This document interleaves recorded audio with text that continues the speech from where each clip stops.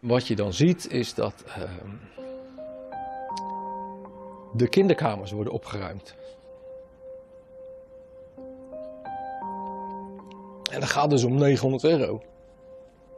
En dat is het moment dat ik op het punt sta om mijn portemonnee te pakken en om die €900 van mijn spaarrekening af te halen.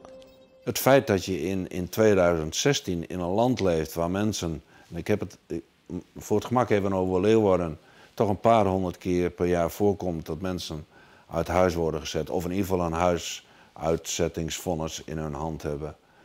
Dat betekent dat het je buurman kan betreffen en ik denk dat mag niet gebeuren. Einde verhaal. De initiatiefnemers hebben daarom een online film gemaakt over het onderwerp. In 4 dagen tijd is dat al 30.000 keer besjoen. Een van de stiepers is dus Hein de Haan. Vanuit zijn duistig werk bij een woningbouwcoöperatie is hij direct belutsen bij huisuitzettings.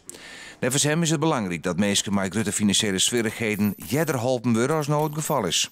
Ga nou kijken of je met alle partijen die daarmee te maken hebben, kunt voorkomen dat mensen in die schulden komen. Dus zorg dat mensen bijvoorbeeld veel eerder in financieel beheer komen. Je ziet gewoon dat heel veel mensen, die lukt het gewoon niet. Dan kun je wel willen dat mensen voor zichzelf opkomen en hun eigen huishouden regelen.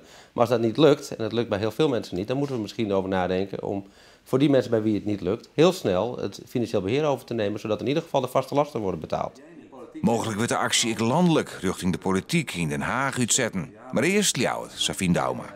Het is prachtig om nou hier voor de camera te roepen, we redden heel Nederland. Dat zou dom wezen. Laten we eerst maar eens in Leeuwarden beginnen.